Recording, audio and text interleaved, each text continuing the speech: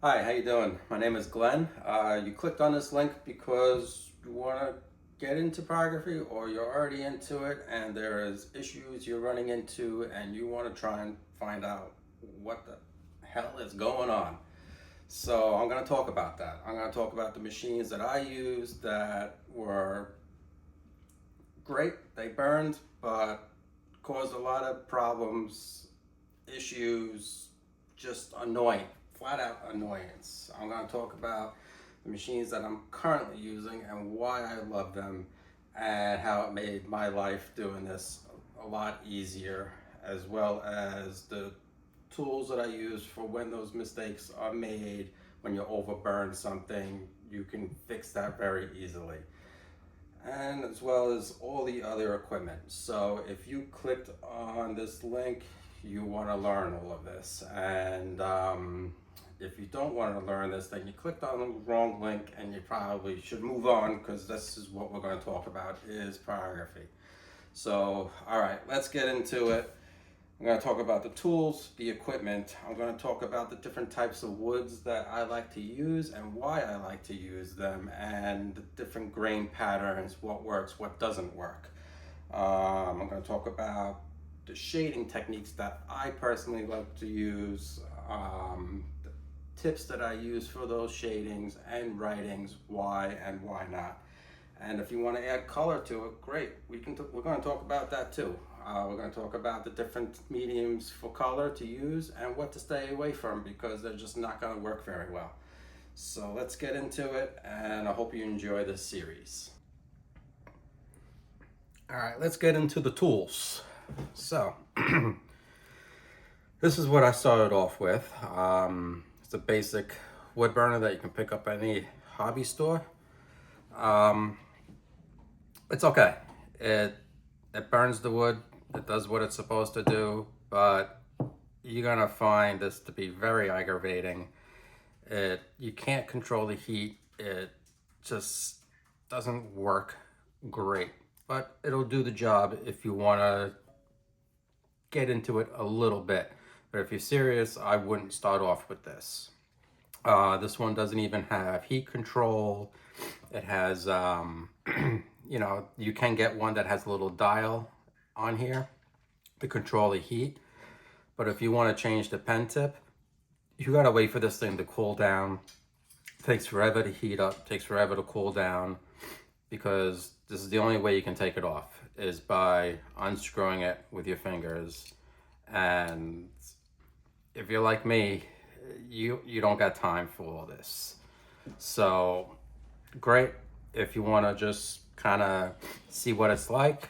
Get them really cheap, but if you think you're really gonna like it, you can get one of this machine here. I loved it. It was great. What I do like about it is these wire nibs.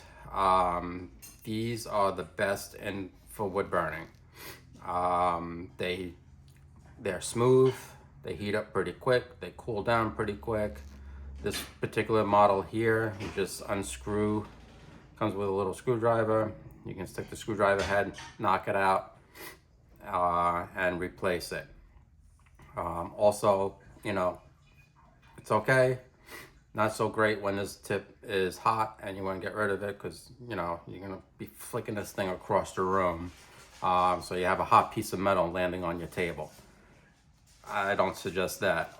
This particular model comes with a dual thing. This is more of a soldering iron. This is bringing it right back to here. Takes forever to heat up. This doesn't get that hot. I find that I'm sitting there waiting and waiting and waiting. I didn't even use this when I had this machine because it wasn't getting hot enough. This one here, I loved it. Nice thick handle, it was comfortable in my hands. I loved everything about this machine except for this piece here. You can get this one definitely for under $100, but I stopped using it because I found these other machines which I love them. I don't get paid by them. This is cold wood. I started off with this detailer. Still, it was a little over $100. You can get it under 200. Nice control settings. Heats up fast, cools down fast. This particular model only comes with one burning tip that you can have at a time, but that's fine because while the tip is still hot, you just take this little thing here, get it in there, and you pop it off. And you can replace it. Or what you can do for even more speed is you buy a couple of these handles and you get your tips all set up, and all you have to do is, if you want to switch it, just unplug it and plug the new one in, and you're good to go to start heating up again. So that's what I love about these machines. I know there's another machine out there, I think they're called razors. They work just as well. Coldwood actually has an attachment that you can use to razor pens, but I haven't needed to because Coldwood has everything I need. I then upgraded to the Super Pro, which a little bit more money than this, but still not crazy. It's got 2 pens set up for it, and you can just switch back and forth from when you need it. So now you have 2 pens ready to go. Usually it's got the little clips on the top. I took them off because I have a different setup. I stack my machine just because of the area that I work in. Now when you're using these tips, you want to kind of keep them clean because it will keep your burning process moving quickly. The carbon tends to start to build up on this and it slows down the heat. So you can see how nice and silvery that is. While I'm burning, you'll see me use one of these. It's make sure you get the brass one. The steel one will rust. The brass does not rust. So, and what I did was I kind of smushed the bristles down to have it a little bit more easier to run it right across. And I do this during the time. And my dog downstairs is barking at something, probably the Amazon delivery guy for something else that I bought. So just kind of scrape it, and you can do it while it's hot, get it nice and clean, and continue working. Before I start burning, I tend to kind of like look and see what kind of major cleaning I need to do, anything that I didn't get. And that's where the sandpaper comes in, this 400 grit sandpaper. I love the foam one because not only do I use it to prepare the wood, I also use it to prepare my tips, and just kind of run it over like this, and it gets it nice and brand new again, and it's ready to go. I wouldn't suggest doing this while the pen tip is hot because you will start to burn the sandpaper, so that's where this comes into place. If you don't want to get this foam one, fine, that's up to you. You can get regular sandpaper and it does the same exact thing. You can do the same thing, but after a while, you're gonna be throwing this all out.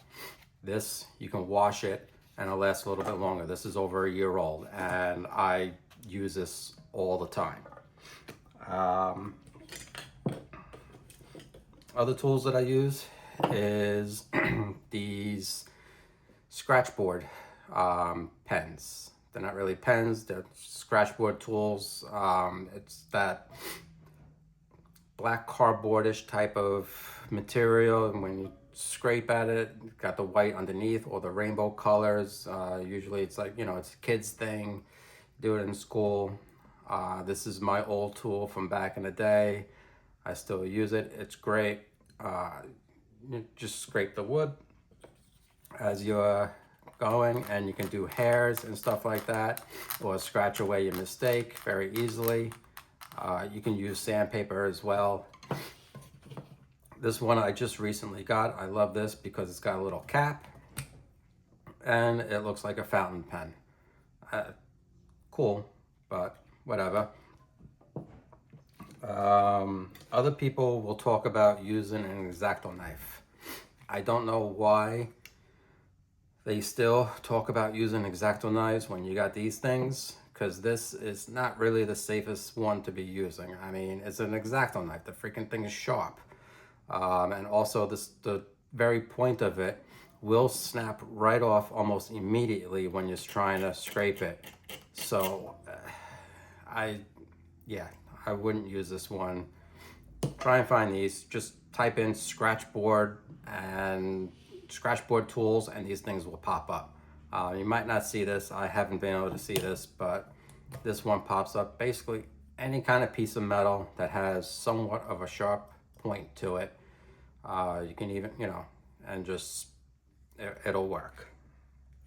Another thing that I have is called a sand eraser, and it's exactly what the name of it is. It's a sand eraser. It's a gritty eraser. It's not your normal eraser, and when you're erasing your lines, it won't smudge the graphite all over the wood. It actually sands it away, but it's not sanding the wood. It's just, it takes the graphite right off the wood, rather than smudging it like a regular eraser does. So these are great. Definitely a great investment to have. Just get a sand eraser. The drawing tools that I have is a regular graphite pencil. This one's one of those retractable ones, so I don't have to sit there and sharpen when it starts to go no. It's nice. I love it. I also use a charcoal pencil. It's just draws nice and light. It's not like the graphite. It's up to you. Do what you want, but they both work. I just wouldn't use a pen. It's the ink soaks into the wood. You're not getting those lines out. So graphite or charcoal pencil, they work just as well. And speaking of the drawing, I do a lot of sketching, so I'll draw it all out on a piece of paper, and then what I do is I get myself a nice piece of graphite paper. I put my sketch on top of this, get it lined up, take the graphite paper, sketch on top, and then get one of these stylus. They always come with the graphite paper. I think I did another order of graphite paper, and now I got 4 more of these things. So it's good. And you just go over your lines with it. It transfers it right to the wood. And that's where this sandpaper comes in, sand eraser comes in great, because you can remove that graphite off of there. They make another type of, it's not really graphite paper, but if you type in white graphite paper, it'll pop up. This stuff is great also if you're doing heavy detail work. It's just white, so the lines are all nice and white. The only issue I have with it is it's extremely difficult to see on the wood, especially when you're working with a light colored wood. It tends to be very difficult to find that line that's drawn out. The positive is once you're done with it, you really don't have to worry about erasing any lines because you ain't gonna see them. But it is a little difficult, especially as you advance in age like I'm starting to, and my eyes aren't so great. As far as safety is concerned, I got one of these curling iron gloves. They're great. I figured if it was good enough for, a hairstylist using curling iron all day, it's got to be great for the wood burning, and it is. I just put the glove on, and I can burn for hours. And my hand, I'm not going to feel the heat into my fingers like I normally do. It's not that bad without the glove, but after a while, it's like sitting out in the sun. It just starts to burn a little bit. But this glove is great. It protects your hand from that because you can see how close my hand is to the element. So it does work out great when I'm burning for hours at a time. So I love it. And seems like it's one size fits all because that's what I was worried about when I was buying it. My hands are a little bit bigger, but it fits. It's great. If you don't like the beautiful aroma of burning wood, going into your face like I do, you can get one of these machines here. It's a little tiny fan. It's like a computer fan. These also you can order online. Just order, you know, smoke diffuser or something like that, and you'll see these pop up. This is, I don't know, Koto. I've never heard of the company before, but it works. It basically what it does. You can even make one yourself. Computer fan. You just need something to suck the smoke away from you. It blows it out the other way, and it's got a little filter, and you know, you don't have to have the smoke going into your face. When you take, I skipped this part. I use painter's tape to tape my drawing down onto the wood. A lot of people, they use Scotch tape. I don't know why. The Scotch tape leaves residue. Painter's tape is meant to go, you know, on walls and not leave residue. So I don't know why people don't use painter's tape. It works just as fine. It tapes the paper and it tapes to the wood, and it works. Now, while working, I suggest getting some sort of turntable from any type of kitchen store or online kitchen thing. Great. This way you can turn as you're working, so you don't have to worry about having the wood on your table. Especially like, you know, when I started trying out wood burning, I did it on my dining room table, and I found it started to scratch a little bit. So, you know, that wasn't very good. But the turntable, you can spin it around and there's no scratching of your dining room table.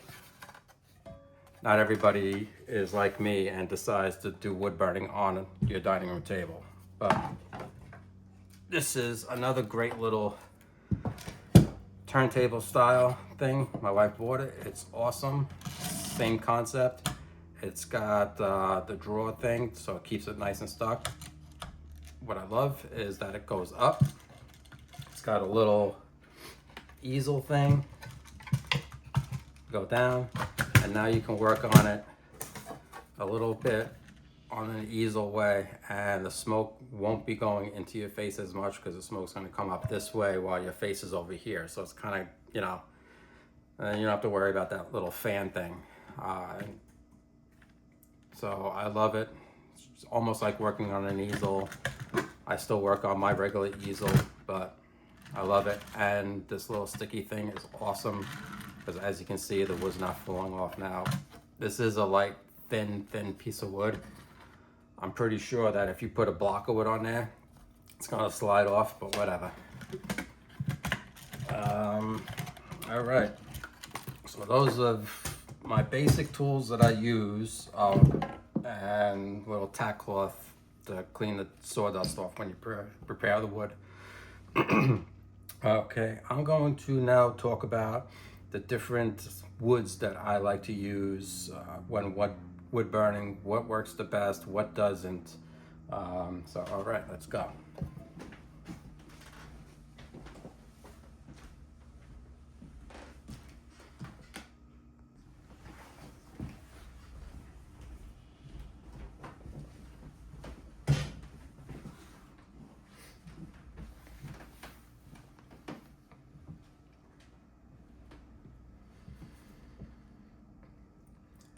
All right, let's get into some wood.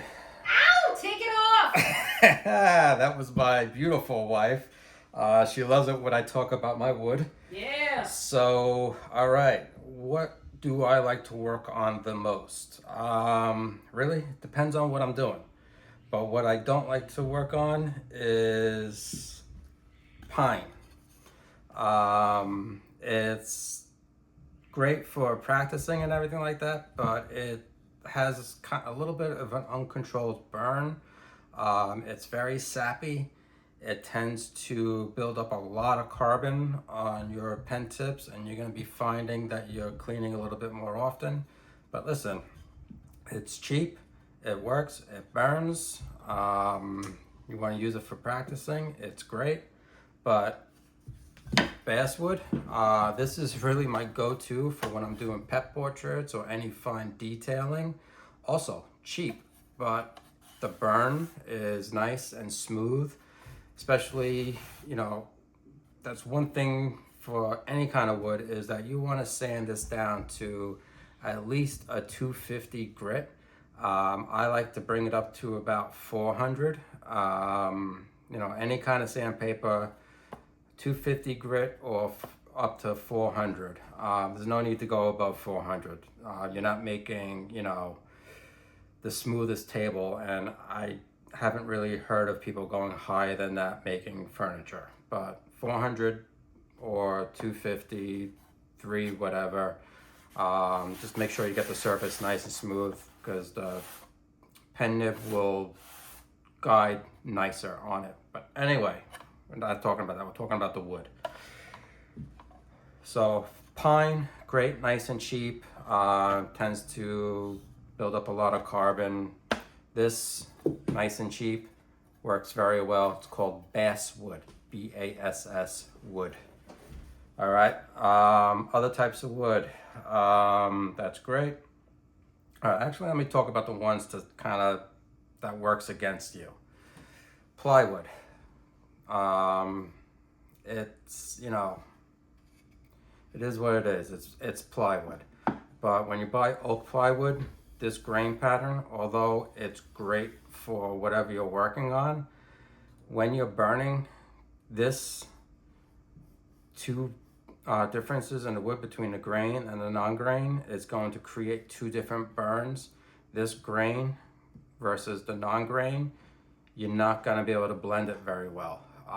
So I have an eagle that I did on my website that I used, you know, a nice piece of oak that had this grain. It worked out great for the eagle because it almost looks like it's crying or something, like because the grain is just popping out. There's no way to really shade it.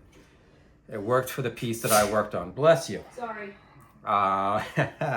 But if, you know, you want to get plywoods, okay, the glues are not that safe for you. So after a while, the heating of that glue, those fumes, then maybe you get yourself one of those little fans blow that fume away. You don't really want to be breathing that in. But if you buy plywood, get a sand ply.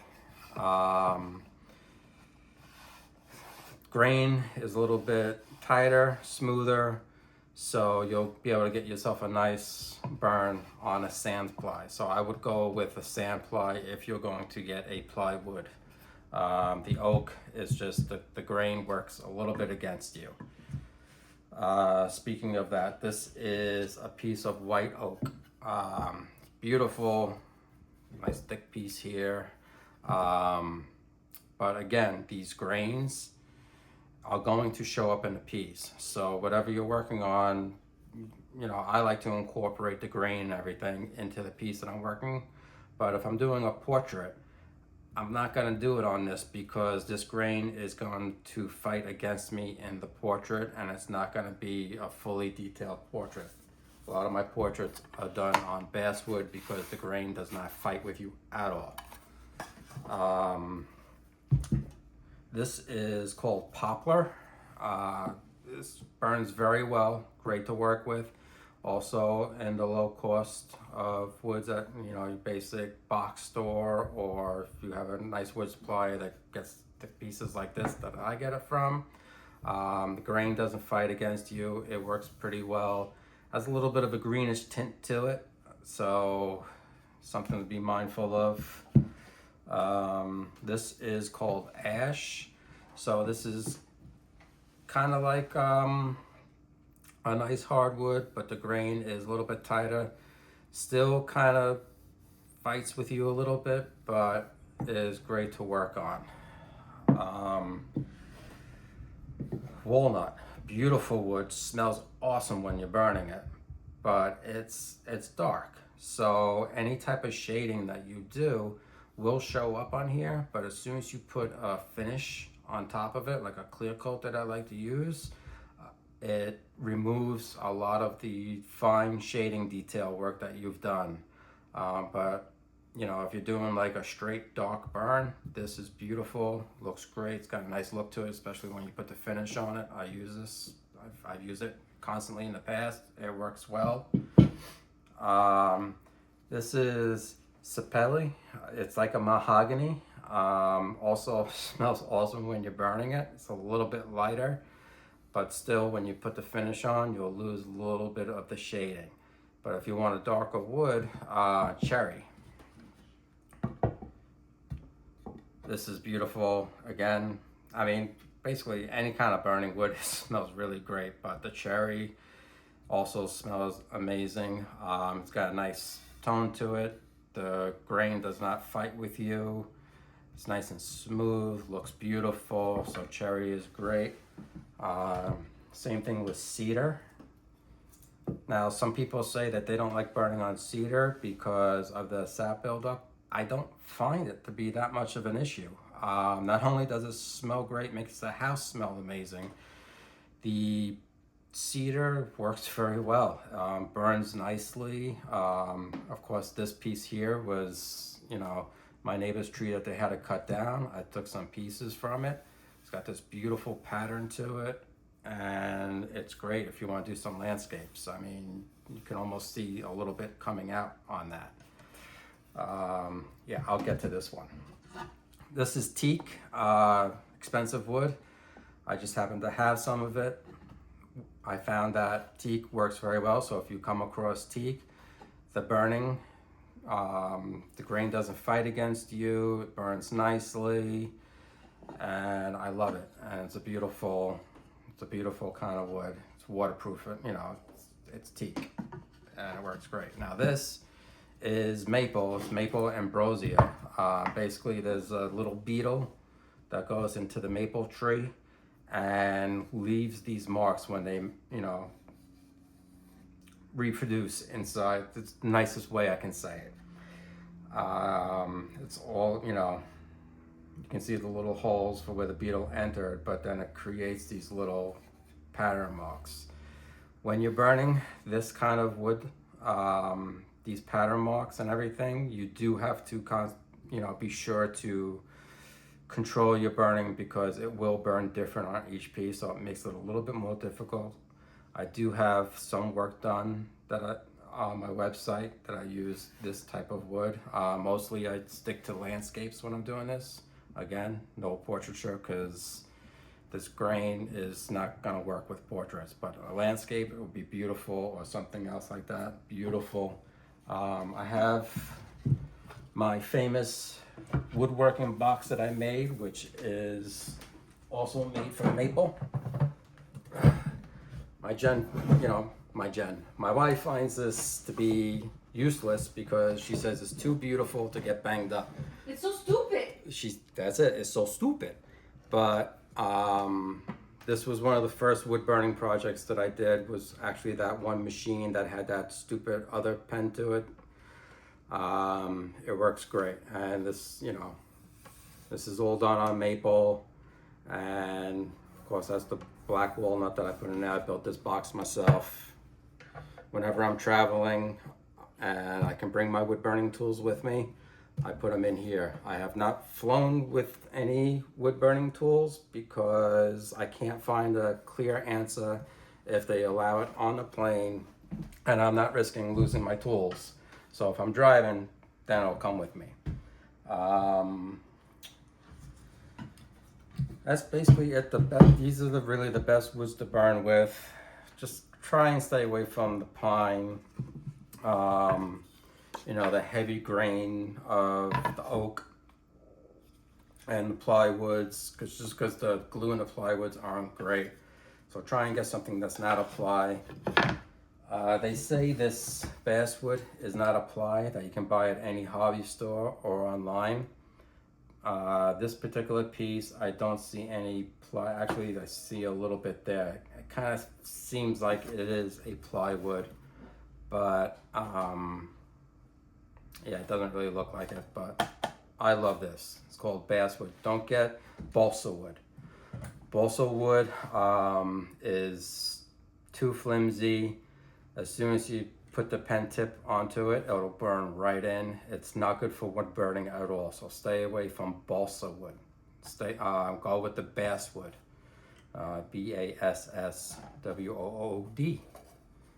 So, all right, that is it about my wood and what I like to use. All right, I guess we'll get right into some of the burning techniques.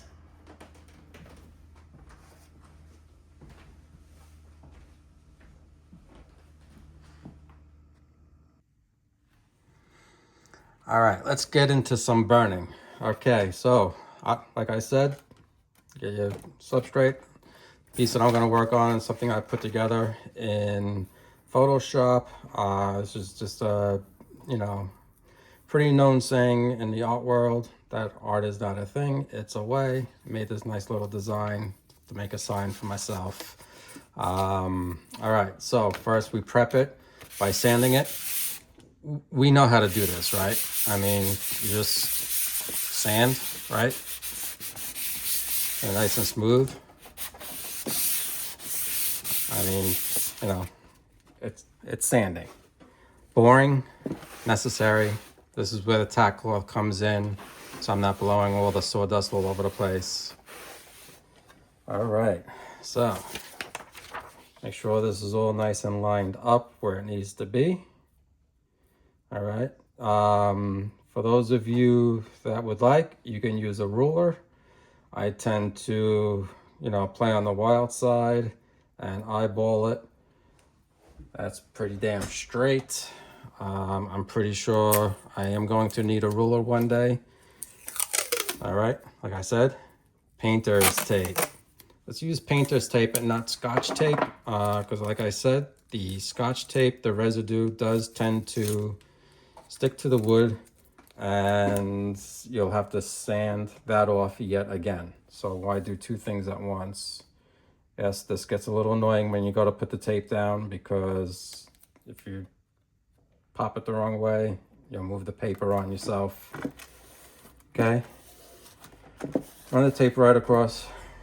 You can fold it underneath if you'd like, or you can just leave it that way. I'll leave it that way, and basically so you can lift it up and down. All right, get our trusty graphite paper. All right, I am not going to bore you all with me drawing this all out with the graphite paper, but basically, shiny side down. You want the dull side up. All right, put that down, get it into place. You can move it around. What's great is that you can use this multiple times and it'll be fine. All right, I am going to stop the video, draw this out, because that is going to be extremely boring for you guys to sit and watch me spend at least probably maybe, I don't know, too long to watch of a video of me drawing this. So I'll be back. Damn, that took me a lot faster than I thought it was gonna be. But Nobody wants to watch that bullshit. yeah, nobody wants to watch that. So that's basically what I did. I transferred it right onto the wood using this. I mean, it's pretty self-explanatory on how you use it, but I'll show you just in case. So I just take the stylus and I go, I just go over all the lines. I went over everything, checking every so often to make sure I did what I did and it was all lining up. You can use a pen to do it, but I like to keep these templates just in case. We have it, and this is what I'm talking about with the painter's tape. Look at that. Comes right the freak off. No glue residue. All ready to go. All right. So this is all set up. Now, when you go to start burning on this graphite, it is pretty dark. You can, if you want, lightly take some of it away. But what I find that will start to happen is the graphite will kind of start to smudge around. So I really only do the lines on here that is going to be my darkest lines. I hold on to this template. I kind of tack it up. Let me move the camera. Whoop, right up to my easel there. I know not everybody has an easel set up, but tack it onto your wall. It's painter's tape, so stick it on your wall. Anyway, all right, so that's all set up. All right, make sure I got all my crap. I'll just put this away.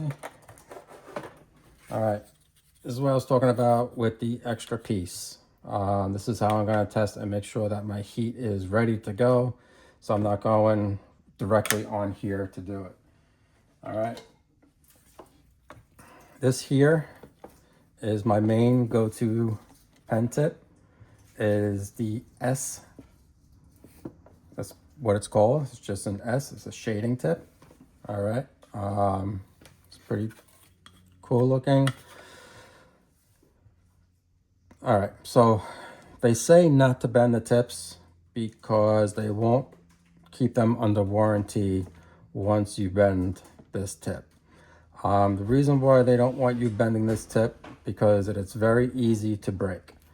You can do it, however, it doesn't do anything to the heating, but when you do it, you don't want the tip to be hot.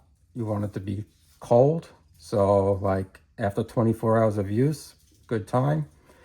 You want to get a piece of pliers, needle nose pliers, hold this part to stabilize it, and bend very slowly because it will snap. So you want to kind of go as slow as possible to get that curve. The reason why I put that curve in there is for when I'm shading, it lays, I don't know if you can see that, lays nice and flat and I can shade better. When you initially buy them, let me see if I have one. I don't.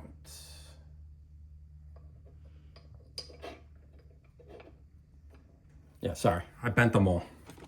So they're not as curved as that. So if you want, you can do that.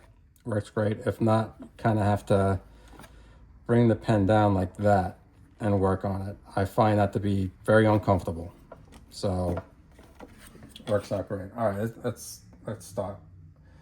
So I already know from experience that on the high power part of it, the heavy duty, generally around 4 for this wood and the pen. I just know from making multiple pieces, this is generally the heat that I want to be in. All right.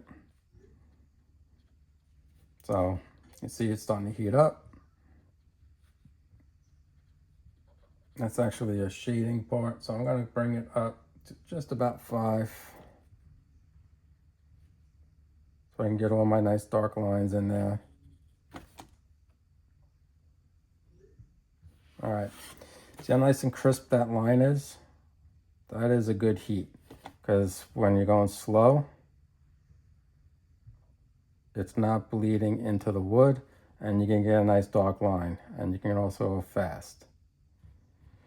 All right, the direction that I'm moving in, a lot of people say don't go in that because it's harder to push than pull. You should be coming down because you have more control. You'll start to feel that which way is easier. Listen, you do it the way it's comfortable for you. I go up, I go down, I twist. So really as comfortable as you, but they do say going up, you tend to wobble a little bit, but going down, you got a nice, smooth, straight line. All right, but curving, I tend to twist in my fingers when I'm curved, so I kind of just roll it in my fingers. All right, just like that. So when I'm going around a curve, I roll. Just a nice little roll there. Okay. A little bit hotter. Actually, let me show you what I mean by it being way too hot. This is an old tip, so I'm going to show you where you don't want to be.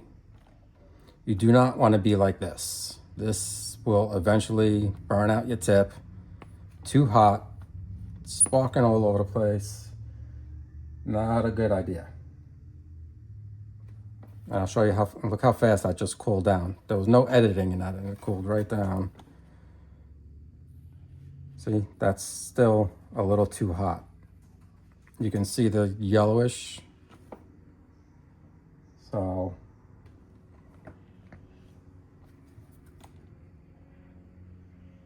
there you go. Perfect. There's no yellowing, burning outside. It's a nice, crisp, smooth line. Okay. Now, start wherever the hell you want. All right. Now, the faster you go, the lighter the burn. The slower you go, the darker the burn.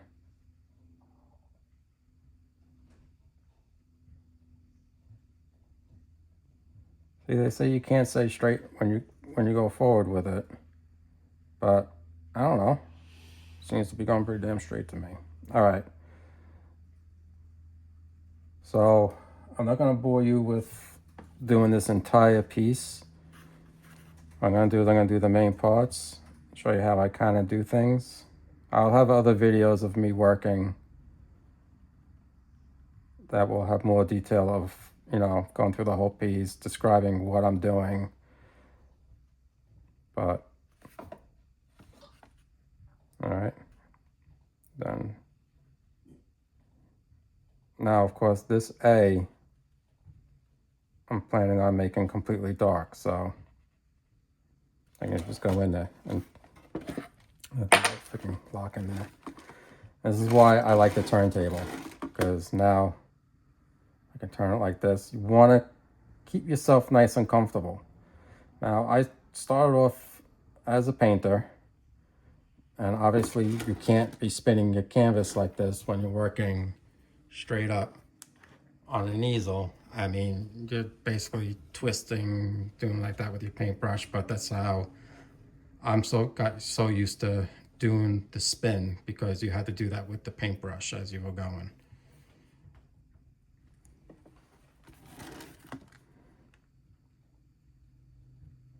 All right. Now what I've noticed is that I go up a lot. I really didn't notice that because I kind of go into my own world when I'm doing this stuff. All right. And also, there is no right or wrong way to hold your pen. You can see how I just changed the way I hold it. Like I was like that.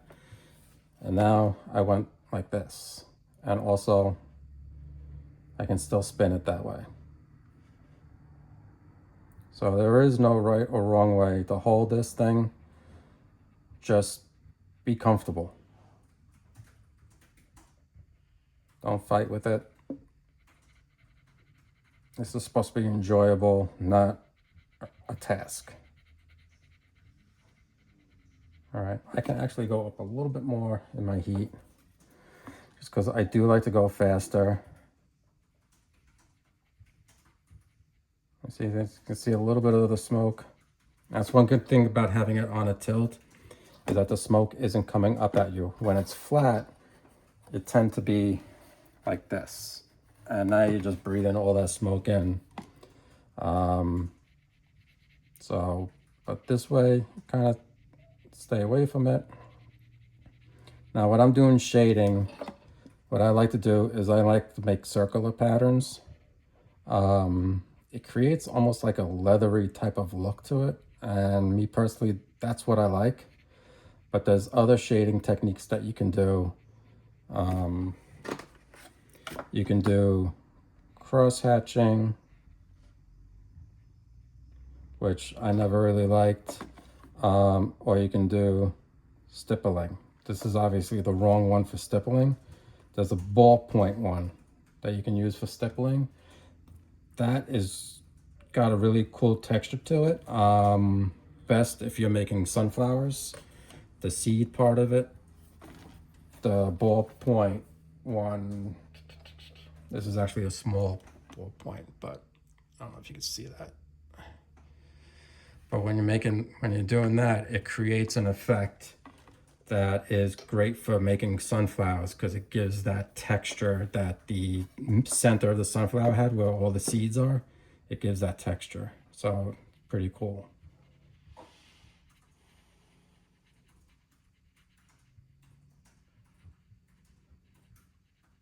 All right, so there's the dark shading. And when you go to do the light shading, let's see, just trying to figure out where I am with this. All right, so let's make this line here.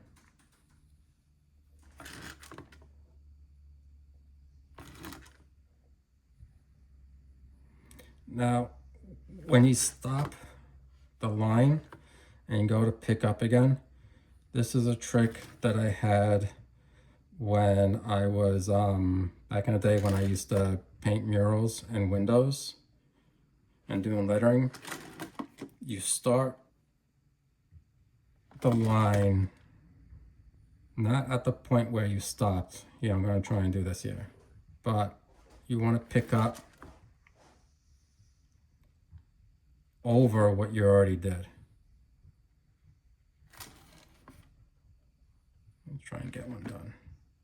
All right, so you start behind where you left off. Yeah, actually, I'll do it here.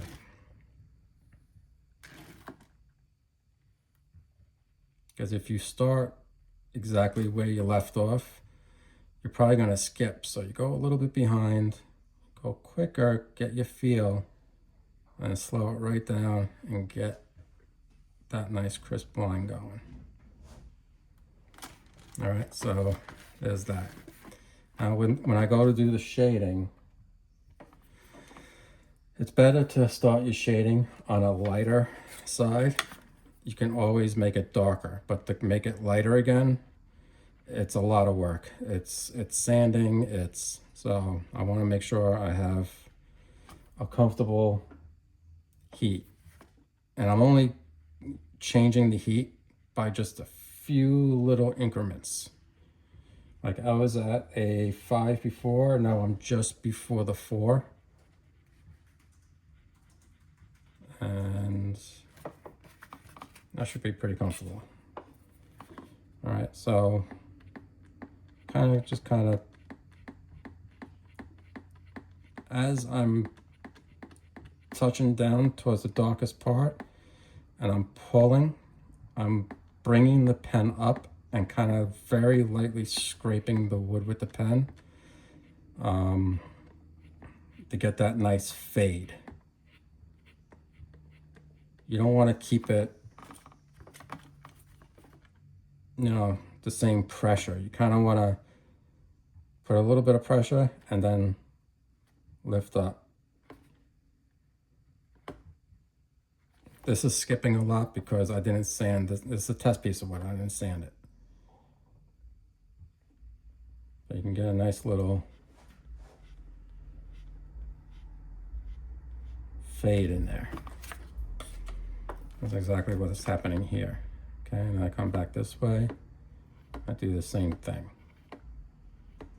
So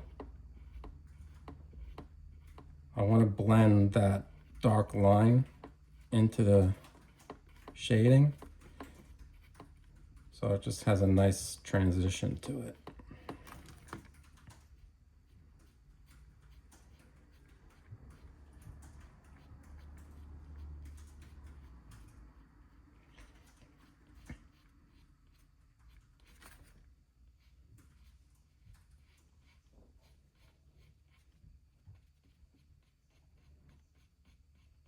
See, nice fast little strokes, little tiny, nice, little circular patterns. Geez, I'm starting to sound like the guy that was on TV. I'm not going to mention his name. I respect him, but I used to watch him all the time as a kid. I feel like I'm starting to sound like him. We all know who we're talking about.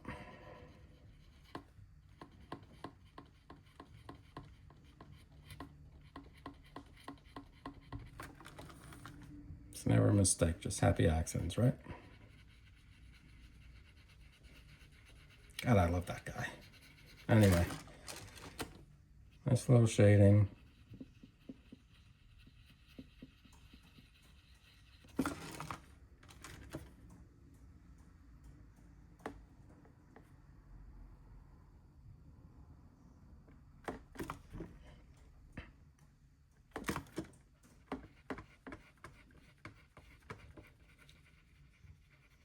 All right, so basically you get the idea of that. Now this writing here, obviously I'm not going to use that tip. So I want to show that. So now I'm going to just switch over to the detailer. This is with the Super Pro.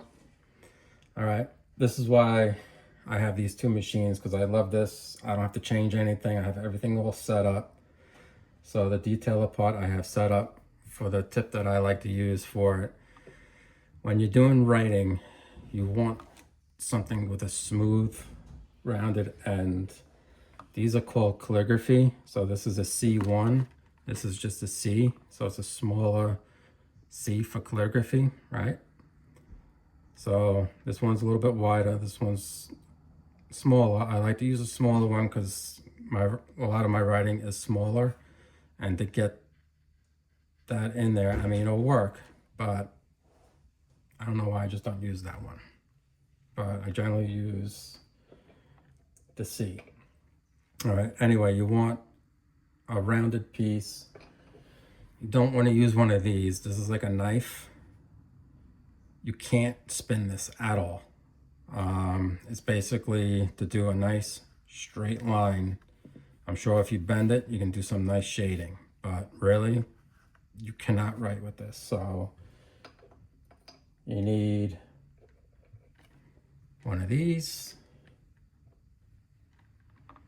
something with the ball on it. They make different size balls on top of this. It's basically the calligraphy with a little ball welded on there, or it's the way they made it. I should probably find out. But they can make bigger ones, the smaller ones. So these are great for writing. And obviously you can do bigger writing with this. It takes a lot of control to do that. So use anything that has rounded. The reason why is because you can get a really nice round spin, and also test it before you do the lettering, because I knew that was going to be hot already. All right, you can do a nice, can you see that? All right. Just waiting for it to cool down a little. There we go. Nice and smooth. Just, it guides. So that's what I like about it. Got a nice guide to it. All right, and that's what I use for my lettering.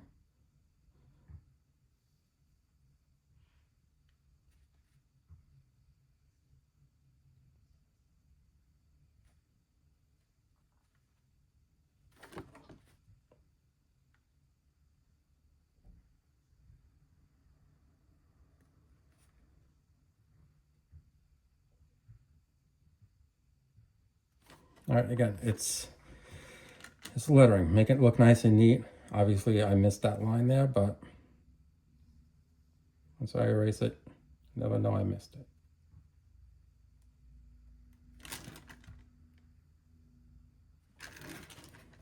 Now, obviously, I can go a lot thinner than this, but this whole piece is calling for bigger, thicker lettering.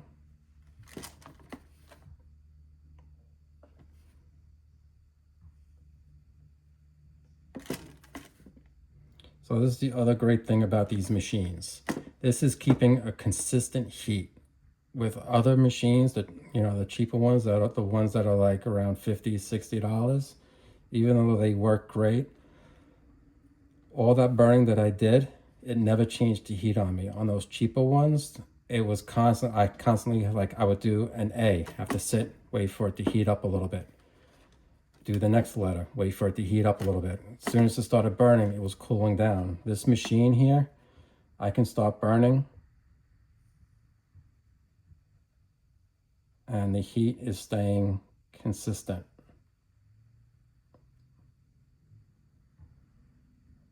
I mean, I'm probably going to be able to do this entire word in one stroke. Oh, okay. I had to lift up. Sorry. The only reason why I had to lift up is because I'm staying comfortable. Boom. Did that entire thing. I wasn't able to do that on those other machines. And that's why, if you're really serious about getting into this, I would definitely suggest investing in a good machine. They're going to cost you a little over $100. You know, my detailer was around, I don't know, like 120, 130, I forgot. The Super Pro 2 was around 200. Well worth the investment. And you can also do shading with this pen tip too.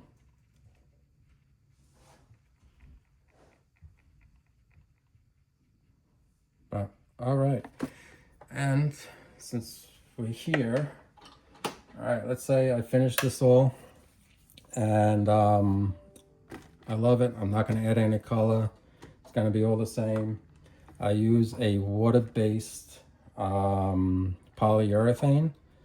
I don't use an oil-based polyurethane. Number one, cleaning the brush, it's easier to rinse it off in a sink than to use turpentine and all that other stuff. So I use a water-based polyurethane. I give a couple of quotes, and it has a nice finish to it. Me personally, I use a matte or a satin. I don't like the high gloss. It's just my preference. So the glossiest I get is at a satin. All right. I think the adding color, that is a lot of information. So that's going to be a different video. So stay tuned for that video. And I hope you liked this one. I hope you learned a lot. Please leave any comments, questions. You can always reach me. My website is turningtrunks.com.